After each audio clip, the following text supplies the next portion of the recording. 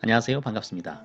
이번 영상에서는 제4회 단답형 문항의 복기 시간을 가져볼까 합니다.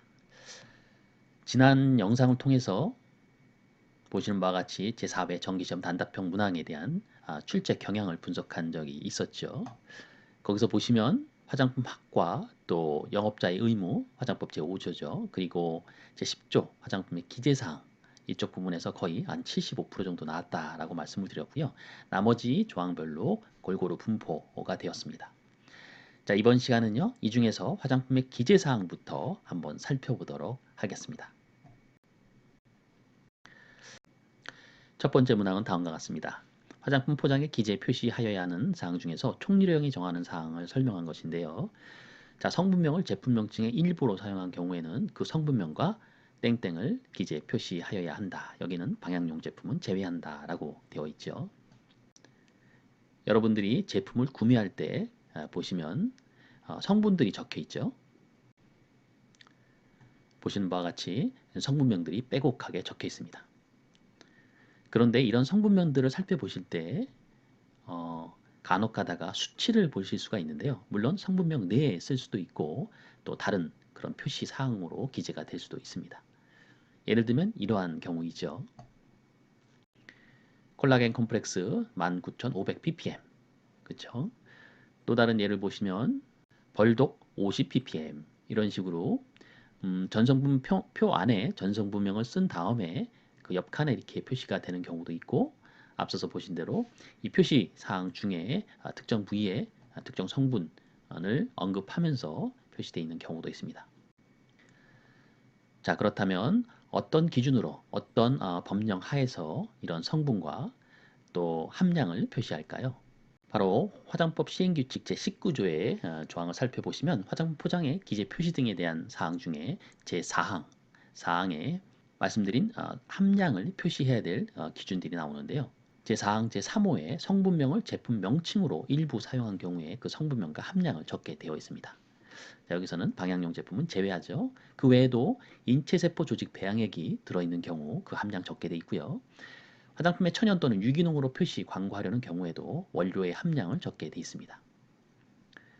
그리고 또 함량을 적게 되어 있는 경우가 하나가 더 있죠. 보시는 바와 같이 화장법 제8조 제2항에 따라서 사용 기준이 지정 고시된 원료 중에 보존제 함량을 적게 되어 있는데요.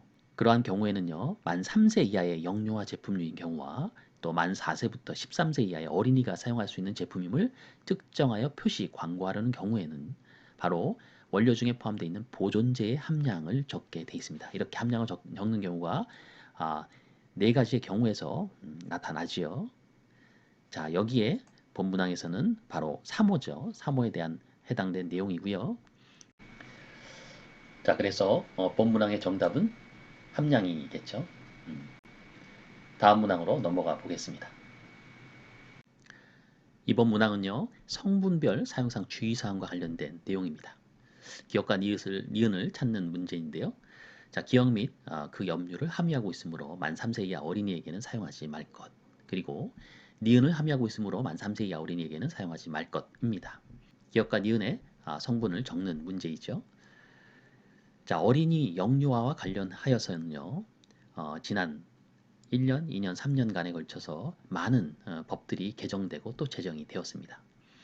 화장품을 사용하는 어린이의 연령 기준도 마련하였고요. 또 어린이를 대상으로 표시하는 또는 광고하는 화장품에 대해서 화장품 책임 판매업자가 제품별로 안전성을 입증하는 자료도 작성, 보관하도록 이렇게 의무를 부과하였죠. 주기적인 그 실태조사 또 소비자 교육 홍보를 할 수 있도록 영유아 및 어린이가 사용하는 화장품의 안전성을 확보하고 소비자의 우려를 최소화하려는 그런 다양한 법 개정과 또 식약처 고시 등이 이루어졌는데요. 특히 성분에 대한 내용들은 안전과 관련돼서 최근 시험에 자주 출제되는 부분이기도 합니다. 영유아와 어린이와 관련된 성분에 대한 사용 제한들 잘 기억하시기 바라고요. 이번 문제에 나왔던 부분들은요. 고시죠. 식약처 고시고요. 식약처 고시에 있는 그 성분에 따른 고시죠. 화장품 사용 시 주의사항 및 알레르기 유발 성분 표시에 대한 규정 여기에 나와 있는 그런 여러 가지 원료 중에 만 3세 이하의 어린이와 관련된 내용입니다. 참 여기서 이상한 점 하나 발견하셔야 될 것 같은데요. 자, 어린이의 연령 기준을 정해놨죠. 만 4세부터 만 13세 이하의 연령을 갖고 있는 그런 기준을 작년에 마련하였습니다. 그런데 여기서는 만 3세 이하 어린이라고 표현이 되어 있죠. 작년에 그 법 개정이 이루어지고요. 본 그 세부적인 시각적 고시에는 아직 적용이 되지 않은 걸로 보입니다. 자, 향후에는 그 만 3세 이하의 영유아라고 표시해야 되는 게 더 맞는 표현이죠. 여하튼 현행법상으로는 이렇게 만 3세 이하 어린이라고 되어 있으니까 있는 그대로 일단 이해하시고요.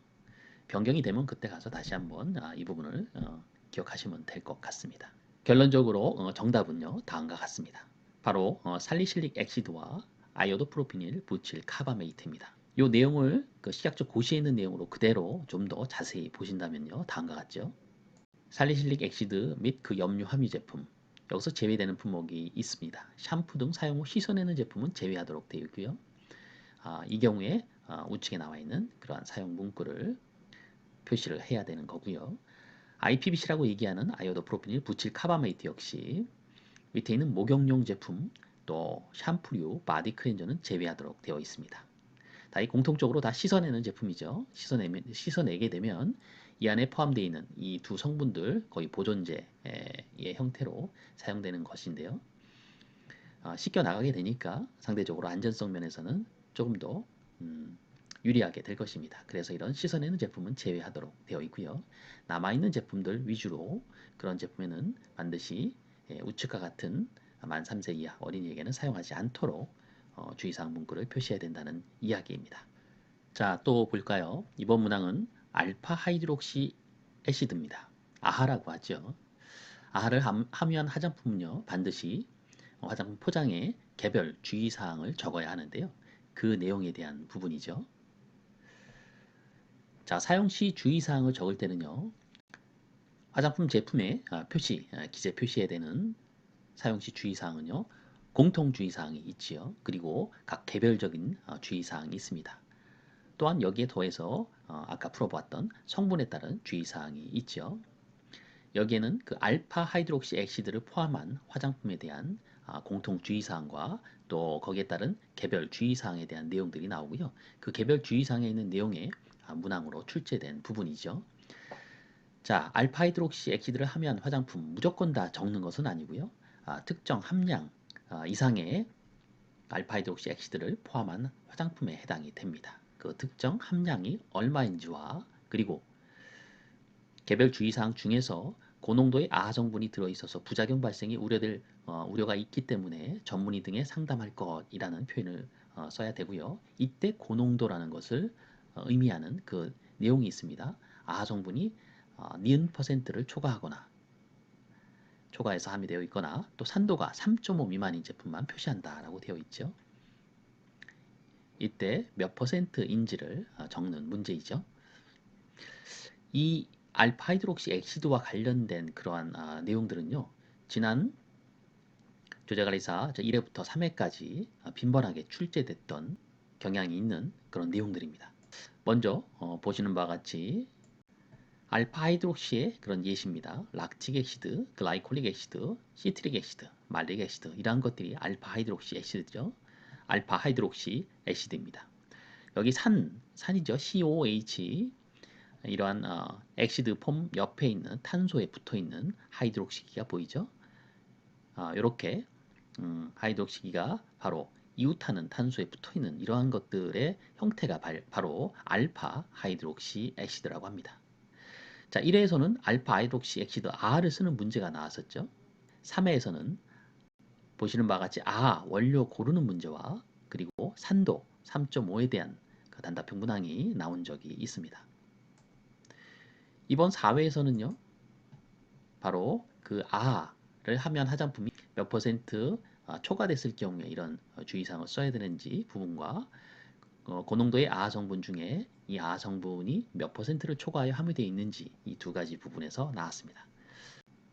정답은요. 자, 0.5% 이하의 아하가 함유된 제품은 제외하죠. 그리고 아하 성분이 10%를 초과하여 함유되어 있을 경우에 이 문구를 써야 됩니다. 그 문구의 내용은요, 이 다항만 해당되는 겁니다. 그렇죠? 그러니까 0.5% 초과한 경우 그리고 10% 이하인 경우에는 가와 나 이 두 개만 쓴다는 얘기죠. 그리고 이 10% 이상을 초과하여 함유되어 있을 경우에는 그리고 산도가 3.5 미만인 경우에 요 다항목도 추가적으로 쓴다는 이야기입니다. 잘 이해하셔야 됩니다. 알파히드록시액시드와 관련된 문제였습니다. 이제 화장품 및 기재사항과 관련된 마지막 네 번째 문항입니다. 알레르기 유발 성분과 관련된 부분이죠. 이 알레르기 유발 성분과 관련돼서는 단골 메뉴입니다. 조제가래사 시험에 자주 출제된 부분이기도 하죠. 자, 보기 본 문항의 예측 답안을 보았을 때 이 문제를 어떻게 냈을까라는 고민을 잠깐 했었는데요. 일단 제가 추정해서 만든 문제로 풀어보도록 하겠습니다. 사용 후 씻어내지 않은 제품 표시량은 500g으로 되어 있다. 사용된 향료에 포함된 알레르기 유발 성분은 리모넨이다. 그리고 함유량은 0.025g이 되어 있습니다. 알레르기 유발 물질은 사용 후 씻어내는 제품에는 0.01% 초과, 사용 후 씻어내지 않는 제품에는 땡땡 퍼센트 초과 함유하는 경우에만 알레르기 유발 성분을 표시해야 합니다. 따라서 가항에서 알레르기 유발 물질 리모넨은 땡땡 퍼센테이지를 함유하고 있으므로 리모넨을 표시해야 합니다. 이때 각각의 퍼센테이지를 구하는 문제로 문항을 예측해서 내보았습니다. 자, 먼저요. 이 관련된 법령 내용들을 살펴보도록 할까요? 화장법 시행규칙 별표 4에는 화장품 포장의 표시 기준 및 표시 방법에 대해서 나오지요. 여기에 3호에 화장품 제조에 사용된 성분에 대한 내용들이 나옵니다. 성분은 당연히 글자 표기가 5포인트 이상으로 되어 있습니다. 나머지 표시하는 성분 외의 나머지에 대한 글자 크기의 규정은 별도로 없습니다. 하지만 소비자가 잘 보일 수 있게끔 써야 된다는 부분은 지켜져야 하겠죠. 여기에 마목을 보면요. 착향제에 대한 부분이 나오는데요. 착향제는 향료로 표시할 수 있다. 다만 착향제의 구성성분 중 식약처장이 정하여 고시한 알레르기 유발 성분이 있는 경우에는 향료로 표시할 수 없다라고 되어 있죠. 그리고 해당 성분의 명칭을 기재 표시해야 합니다. 그렇다면 알레르기 유발 성분에 대해서 알아야 되겠죠. 이 부분은 앞서 말씀드린 그 고시 있죠. 성분별 사용시 주의사항 및 알레르기 유발 성분과 관련된 고시, 식약처 고시가 있습니다. 거기에서 찾아볼 수 있는데요. 보시는 바와 같이 25가지로 정해져 있습니다. 자, 아밀 신나말부터 해서요. 참나무, 또 나무 이끼 추출물까지 25가지로 정해놓고 있고요. 이 성분들이 함유되어 있을 때 무조건 다 표시하는 것이 또 아니죠. 보시는 바와 같이 사용 후 씻어내는 제품에는 0.01% 초과할 경우 그리고 사용 후 씻어내지 않는 제품에는 0.001% 초과 함유하는 경우에만 표시하도록 되어 있습니다. 그러면 문제에서 어떻게 풀어야 될까요? 자, 이렇게 푸는 방법으로 하는 것이 쉬울 것이라고 생각합니다. 자, 일단 0.001%는 고시에 있는 내용으로 적으면 되겠죠. 500g에 0.001%가 얼마인지를 먼저 구하는 것이죠. 자, 500g에 그 함량이 0.001%. 자, 퍼센테이지는요, 100분의 1로 생각하시면 됩니다. 그래서 여기에 100분의 1을 더 곱하면 되는 거죠. 500g에 100분의 1을 곱하고요, 퍼센테이지. 그러면 5g이 나오죠. 그 5g에 0.001을 곱하면 됩니다. 그러면 0.005g이 바로 0.001%에 해당하는 것이죠. 500g에 대해서. 그런데 문항에서 이 리모넨이 0.025g이 포함되어 있다라고 했죠. 그러면 0.001%인 0.005g에 몇 배? 5배가 들어가 있는 것이죠.